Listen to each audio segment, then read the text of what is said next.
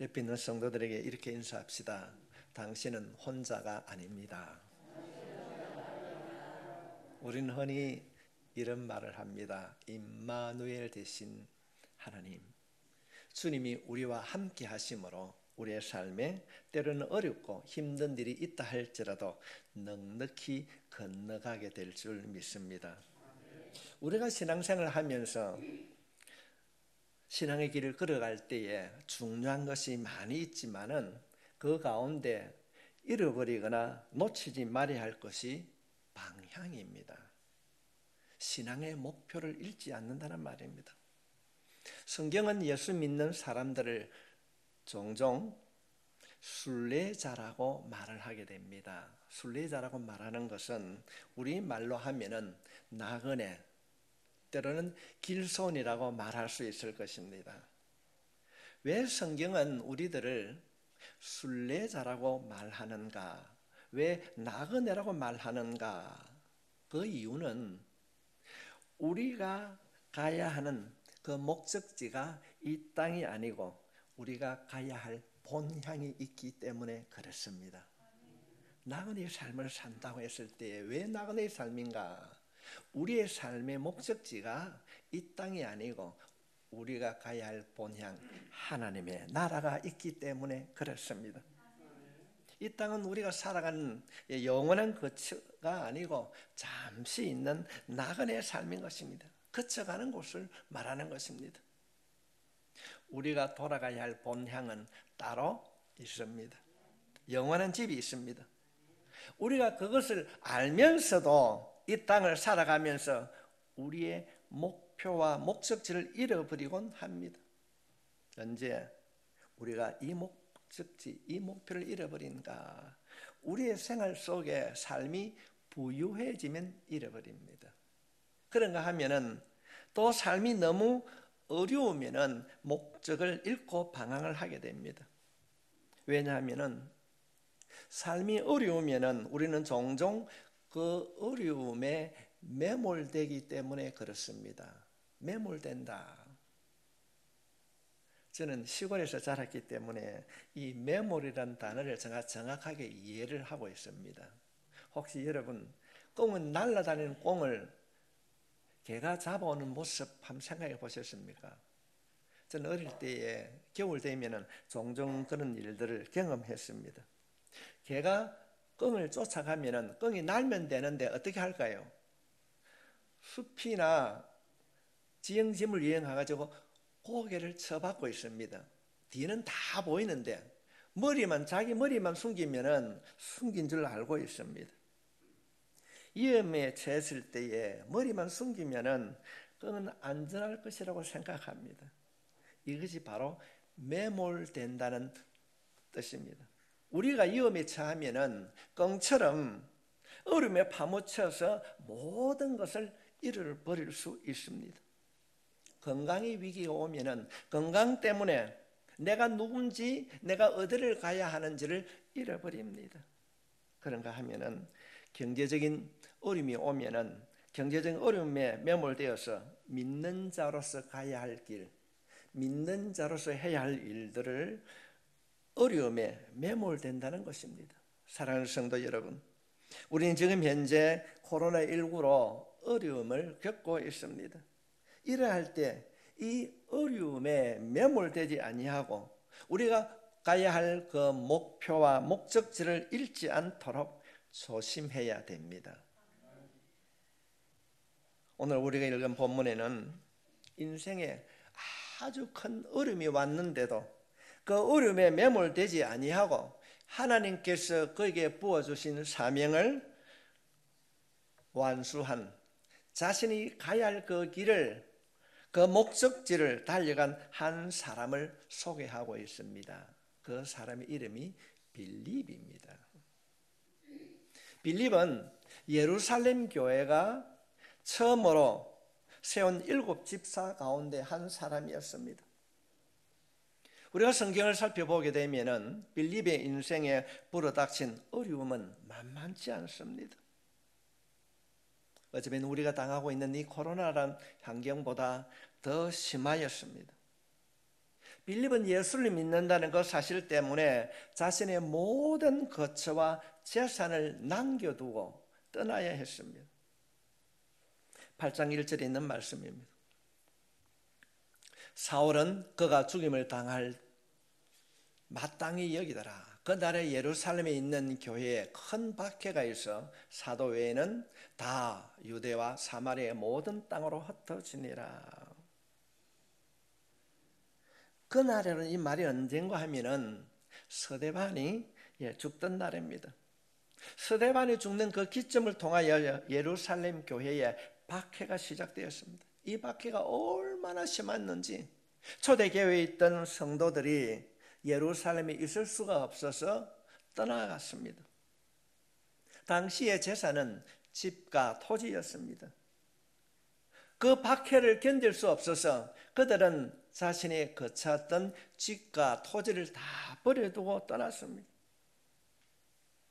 그들이 당한 그 어려움은 우리들이 당하는 경제적인 고통으로는 비교할 수 없는 아픔이었습니다.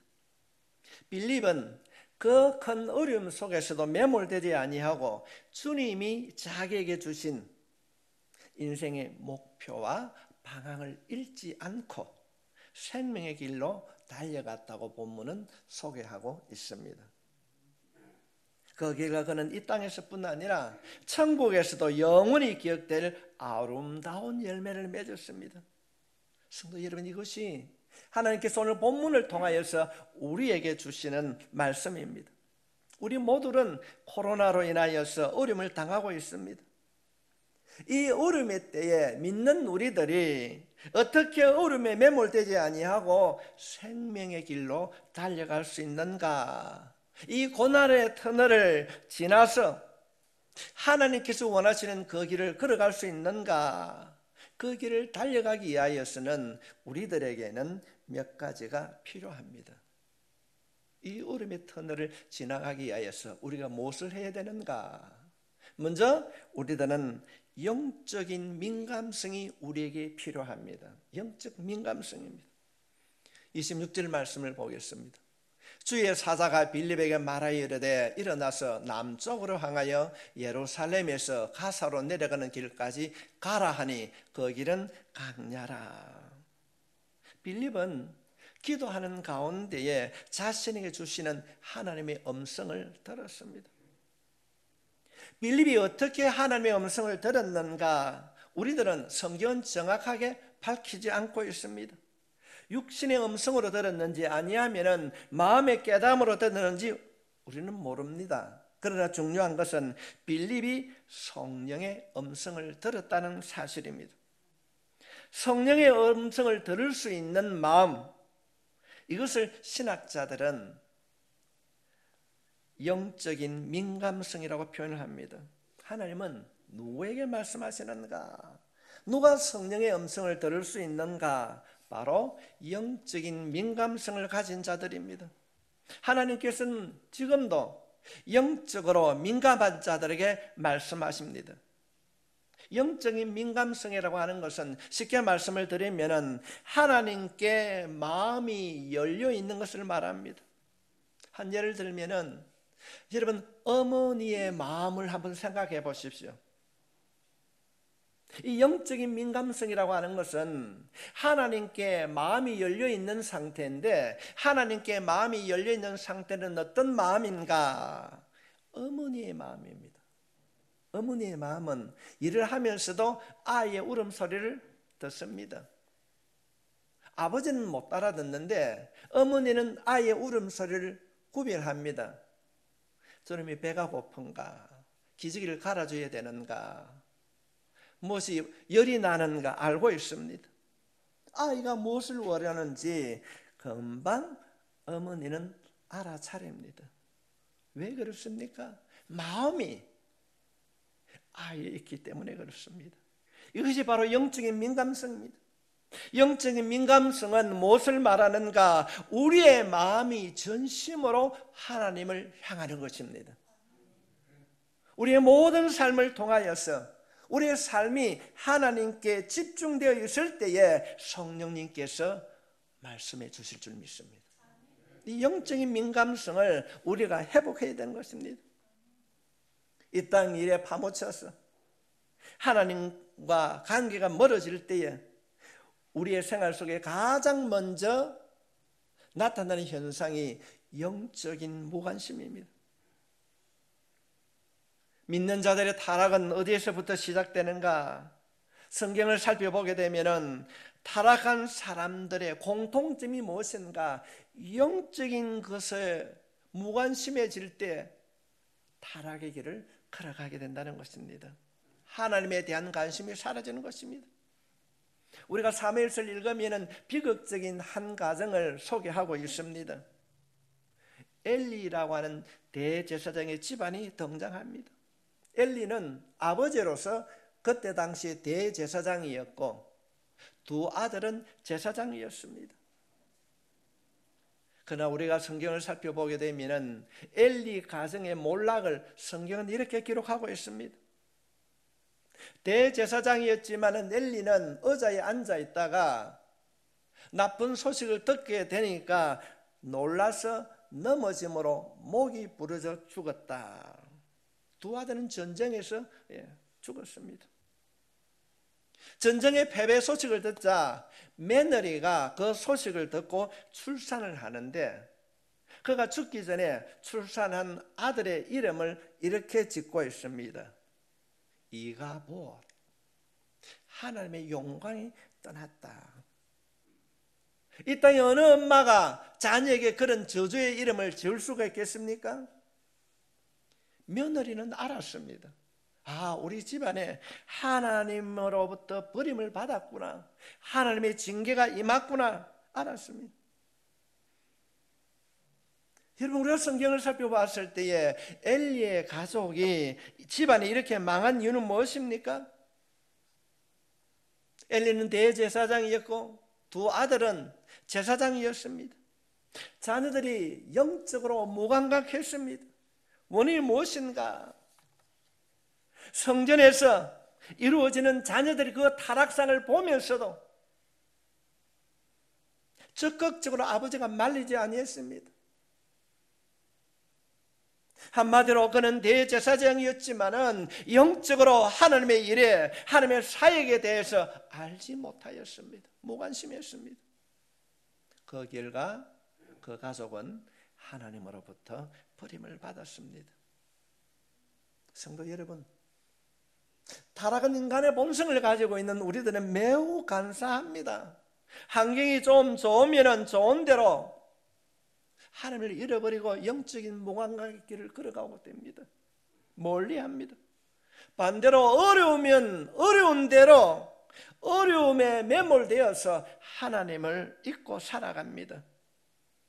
오늘 예배를 드리는 여러분은 어떻습니까? 코로나19로 모두가 어려운 이때에 여러분 자신을 돌아볼 수 있길 바랍니다.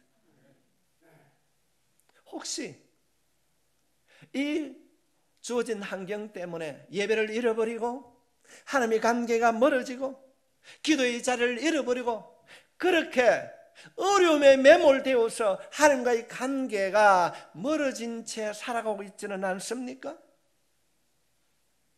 오늘 교회 안에 이런 일들이 많이 일어나고 있습니다. 예배를 등한히 하고 기도의 자리에 앉지 않고 있습니다.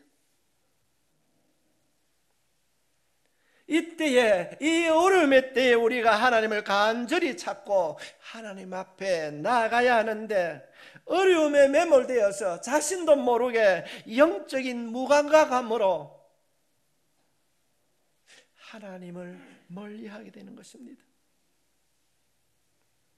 코로나 사태를 보내면서 목사인 저 자신도 때로는 답답합니다. 어떻게 목회를 해야 되는지, 마음대로 신방을 갈 수가 없고 소그룹으로 모이기 힘이 듭니다. 어떻게 해야 됩니까? 하나님께 기도했습니다. 하나님, 성도들을 위해 무엇을 해야 합니까? 하나님께서 제게 주신 응답은 너무나도 간단했습니다. 제 목사, 기도해. 그리고 저를 책망했습니다. 우리가 물론 지난 한 해의 교회를 옮겨오면서 건축을 통하여서 어려운 시기를 우리가 지나왔지만은 이 어려움의 때에 기도의 자리로 이끌 수 있었는데 너는 그 기도의 자리에 이끌 수 있는 그 때를 놓치고 있지는 않았느냐? 하나님께서 제게 책망하셨어요. 얼마나 부끄러운지. 그래서 시작한 것이 매주 월요일이면 많은 것은 아니라 할지라도 8개 교회 목사님과 사모님들이 우리 교회에서 기도하게 되었습니다. 사랑하는 성도 여러분, 어려움의 때에 어떻게 하면 영적인 민감성을 회복할 수 있는가? 기도하는 것입니다. 어려울수록 우리가 기도의 자리에 머물게 되면 놀라운 영적인 변화, 하나님의 음성이 빌립에게 들려주셨던 것처럼 우리의 귀에도 들려지게 될 줄 믿습니다. 기도하게 되면 놀라운 일들이 일어나는 거예요. 마음속에 조바심이 사라졌습니다. 답답함이 사라졌습니다. 기도하면 응답이 되는데, 기도하면 하나님께서 가장 좋은 길로 인도해 주시는데, 이 확신이 제 마음에 들었습니다. 기도하면 하나님께서 회복시켜 주실 줄 믿습니다. 성도 여러분, 이 어려움의 때라 한다 할지라도 우리에게는 소망이 있습니다. 우리의 입술로 요청하면은 어떤 것이라도 지난 과거를 통하여서 타다지 아니하시고 들어주시는 아버지가 계십니다. 성도 여러분, 우리의 기도에 귀 기울여 주시는 분, 그분이 하나님이시요 그분이 우리의 주인인 줄 믿습니다. 우리가 영적인 민감성을 가지고 하나님께 나아가 부르짖으면은 반드시 하나님 응답해 주십니다. 우리가 이 어려움의 때에 어려움이라고 하는 것에 매몰되지 말고 영적으로 하나님께 가까이 나아가는 민감한 성도가 될 수 있길 바랍니다. 하나님 앞에 나아갑시다. 하나님을 가까이 하면은 성령의 음성이 우리 귀에 들려지게 될 줄 믿습니다. 그런 삶을 살게 되면은 이 코로나라고 하는 긴 아픔과 고통의 터널도 뚫고 생명의 길로 나가게 될 줄 믿습니다. 우리가 이 어려움 속에서 생명의 길을 걷기 위하여서는 영적인 민감성이 필요합니다. 그 영적인 민감성을 회복하는 데는 먼저 기도하는 것입니다. 두 번째로 이 어려움의 터널을 어떻게 극복할 수 있는가? 순종의 결단이 필요합니다. 오늘 본문은 간단하지만은 매우 중요한 단어가 등장하게 됩니다. 27절 말씀입니다. 일어나 가서 보니 에디오피아 사람 곧 에디오피아 여왕 간닥의 모든 국고를 맡은 갈리네시가 예배하러 예루살렘에 왔다가, 일어나 가서 보니, 아주 간단한 말 같지만은 순종하기 쉬운 것은 아닙니다. 어려운 이유는 무엇인가? 이 빌립이 처한 상황을 우리가 알아야 됩니다. 이미 말씀을 드렸지만은 예루살렘 교회의 박해로 인하여서 모든 재산을 다 잃어버리고 그가 사마리아에 도망을 가서 그곳에서 복음을 전하는데 성령님이 임하심으로 그 사마리아 복음을 전하는 그곳에 부흥이 일어났습니다. 야, 참 여기도 하나님 계시구나. 부흥의 꽃을 피우고 목양이 재미가 있을 그때에 하나님께서 성령님을 통하여서 빌립아 그곳을 떠나라 그래 합니다. 어디로 가라고 하는가? 그가 예루살렘에서 박해를 피하여서 사마리아 지역에 와서 또 복음의 일꾼 된 자로 쓰임을 받을 때에 부흥이 일어나는 그때에 하나님께서 빌립에게 너 떠나라. 근데 여러분, 그 떠나는 곳이 어느 곳인가 하면은 더 많은 목양을 할 수 있는 도시로 가라는 것이 아닙니다. 강야로 나가라는 것입니다. 여러분, 여러분에게 이런 명령이 주어졌다면 순종할 수 있겠습니까? 고생하면서 사마리아에서 복음을 일구었는데 지금 떠나라고 합니다. 떠나는 것도 쉬운 일이 아닌데 사람이 살지 않는 광야로 떠나라고 하는 것입니다. 쉬운 일이 아니었습니다. 그러나 오늘 말씀에 보면은 빌립이 일어나 가서 아무런 변명이나 핑계를 대지 않고 그는 사마리아를 떠나 광야로 갔다고 본문은 기록합니다. 성도 여러분, 이것이 신앙의 길입니다. 이것이 우리가 고난의 길을 뚫고 생명의 길로 나아가는 비결입니다. 하나님이 말씀하시면 순종하는 것, 이것이 믿음의 길이요 우리가 가야 할 길입니다. 우리의 생각으로는 이해할 수가 없습니다. 그가 말씀을 따라 광야로 가는데 한 사람을 만났는데 그 만난 사람을 성경은 에티오피아 사람 넷이라 그렇게 말하고 있습니다. 이 넷이는 에티오피아 여왕 간다게의 국고를 맡은 사람이었습니다. 우리말로 하면은 재무부 장관 정도였습니다. 우리가 성경을 공부하다 보면 간혹 처음 오신 분들이 그런 얘기를 하게 됩니다. 목사님, 아브라함 시대도 바로가 있었고 모세 시대도 바로가 있는데 그때까지 죽지 않았습니까? 성도님은 바로는 사람의 이름이 아니고 황제라는 뜻입니다. 황제라는 뜻입니다. 간닥에도 우리가 2조 500년 하듯이 이 간닥이란 말은 왕조의 명칭입니다. 에티오피아 나라 이름 우리가 구약에서 보면은 서바 여왕이 나옵니다. 열왕기상 10장에 보면은 서바 여왕이 솔로몬 왕을 찾아오게 됩니다. 그 솔로몬 왕의 말을 듣고 그가 감동이 되어서 많은 예물을 솔로몬에게 주었습니다. 그때 이 솔로몬의 전도를 통하여서 이 서바 에티오피아 여왕이 복음을 받아들였다고 생각합니다. 그래서 아프리카 동북부에는 유대교가 전파된 것이 아니라 기독교, 오늘날 말하면은 기독교가 전파가 되었습니다. 오늘 말씀을 보게 되면은 이 간닥에는 그때 당시에 너무 귀한 성경이 있어요. 두루마리 성경입니다. 두루마리 성경을 그가 소유하고 있었습니다. 얼마나 이 네시가 복음에 대한 열정이 있는지 우리가 짐작해 볼 수 있는 것입니다. 네시라고 우리가 보통 이야기하게 되면 우리는 그런 생각을 많이 가집니다. 왕 옆에서 도와주는 사람, 환관장을 얘기하고 생각하게 되는데 이 유두쿠스라는 이 헬라어 말씀을 살펴보게 되면은 유대 율법에는 정상적이지 아니한 사람은 예배를 드릴 수 없습니다.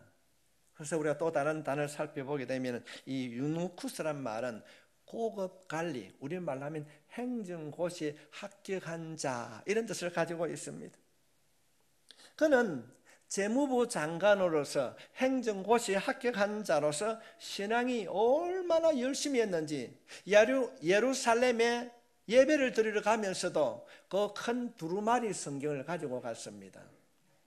제가 이스라엘에 가서 보니까 두루마리 성경이 얼마나 큰가 하면은 장정이 큰 손으로 안아야 하나가 안길 것 같습니다. 그런데 그게 여러 군데 있습니다.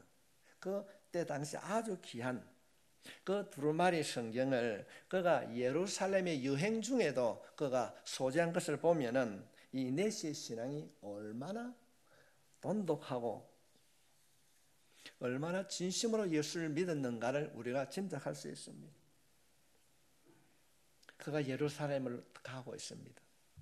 그가 구원에 대하여서 메시아의 구원에 대하여서 읽고 있었는데 우리가 알고 있듯이 이사야 50장부터 53장에 기록된 내용을 읽고 있었습니다.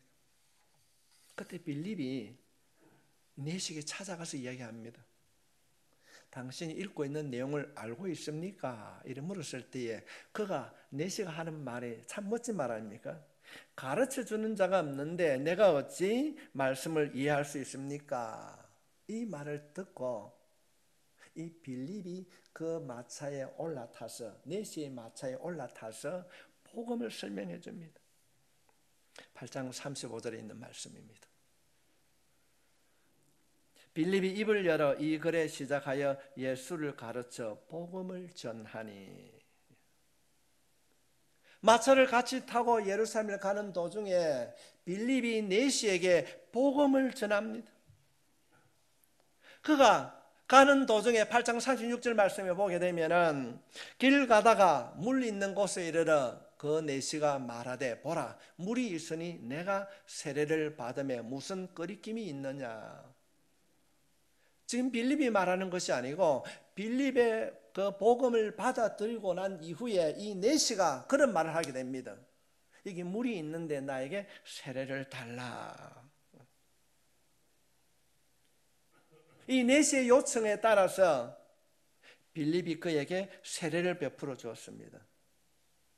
이 일로 인하여서 아프리카 동북부에는 유대교가 아니라 정확한 복음이 전해졌습니다. 비록 한 사람에 불과하지만은 그가 재무장관 그 내시를 통하여서 복음을 깨달고 고국에 돌아가서 얼마나 많은 복음을 전했을까요? 어쩌면은 빌립이 이전에 사역했던 사마리아의 부흥보다 더 큰 일을 감당하게 되었습니다. 만약에 빌립이 그 말씀에 순종하지 않았다면 이 놀라운 일은 일어나지 않았을 것입니다. 사랑하는 성도 여러분, 내가 가지고 있는 경험이나 지식으로는 도저히 이해가 불가능합니다. 강야에 가서 복음을 전하라, 안 하라고 말할 수 있습니다. 그러나 성도 여러분, 오늘 본문에 있는 말씀을 통하여서 강야라고 할지라도 내가 그 말씀에 순종하면은, 성령의 음성을 따라 행동하게 되면은 그 명령이 내 생각과 다르고 어려움을 주는 것 같지만은 순종하면은 그 열매는 하나님께서 맺게 해 주실 줄 믿습니다. 불편해도 힘들어도 순종해야 될 줄 믿습니다. 우리가 이 코로나로 인하여서 어려움에 묻혀 지내기보다는 빌립처럼 생명의 길, 축복의 길을 가기를 원하십니까? 그렇다면 깨어나십시오. 영적인 민감성, 하나님을 가까이 하고 그 가까이함을 통하여서 내 자신이 해야 할 일을 깨닫고 그 해야 할 일들을 순종하는 여러분이 될 수 있기를 바랍니다.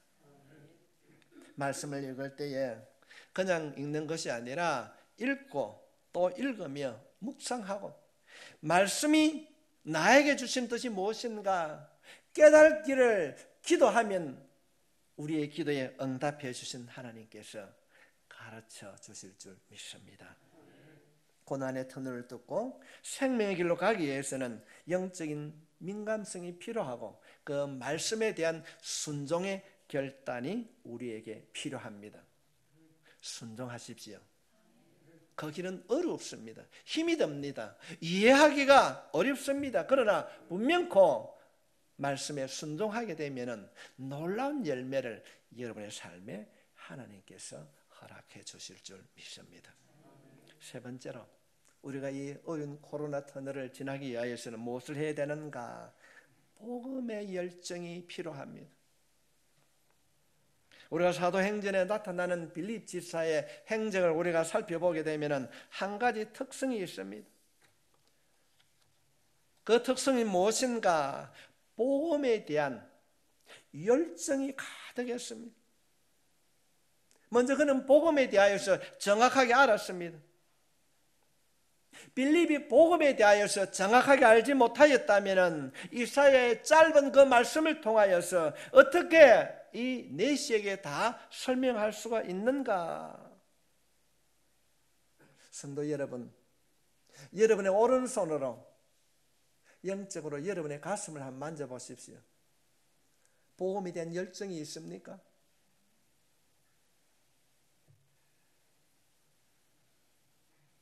우리를 이 환난 속에서도 흔들리지 않게 무엇이 붙잡아 줄 수 있는가? 이 어려움의 터널을 인내하며 어떻게 극복할 수 있는가? 그 길은 바로 복음입니다. 복음에 대한 열정입니다. 복음이 우리를 그리스도의 군사로 세워줍니다. 열정이 있으면은, 복음에 대한 열정이 있으면은 고난도 아픔도 이길 수 있습니다. 여러분 한번 이렇게 한번 선포해 보십시오. 여러분이 어떤 일이 있는지 모릅니다. 그러나 내 앞에 있는 그 어려움, 예수 이름 명하노니 떠나라. 우리가 믿음을 갖고 확실한 믿음을 가지고 그 열정으로 선포하게 되면 모든 어둠의 영은 떠나가게 될 줄 믿습니다. 질병도 떠나가게 될 줄 믿습니다. 가난도 떠나가게 될 줄 믿습니다. 문제도 해결될 줄 믿습니다. 이 일들을 내 삶에 이루어질 수 있도록 복음에 대한 열정이 우리는 필요하다는 것입니다. 믿는 지는 오래되었는데도 우리 한번 교회에 나가자 이런 말은 하는데도 누군가에게 만나서 이 빌립이 내시에게 설명해 주었던 것처럼 이 복음에 대하여서 정확하게 알지 못하면은 누군가에게 예수 그리스도를 말할 수 없습니다. 어떻게 하면은 정말 우리 한국 교회에 이 복음에 대한 열정을 회복시켜야 될 일이 너무나도 시급합니다. 그래서 저는 새신자 교육을 꼭 받아야 한다고 생각합니다. 교회 처음 나와서 받는 것이 초신자 교육이지 새신자 교육이 아닙니다. 우리가 예수를 믿음으로 새로운 삶을 우리가 살아야 됩니다. 하나님이 어떤 분이신가? 나는 누구인가? 예수님은 누구인가? 성령님 누구인가? 이 삼위일체 하나님을 통하여서 나에게 주시는 이 땅에 세워질 교회가 무엇인가를 알고 전하는 것이 바로 복음입니다.